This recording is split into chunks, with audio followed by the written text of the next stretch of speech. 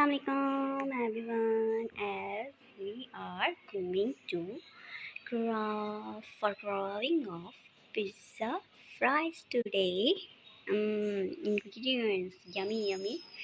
Can't wait to eat pizza fries.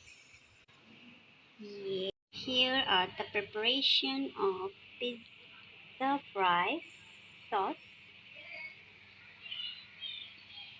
and here is the and now use the grater to grate your cheese, and you can see that here the cheese has been grated very fine. The tip is for the pizza fries is this, that you can use this ice cream mold wash and use it in pizza fries.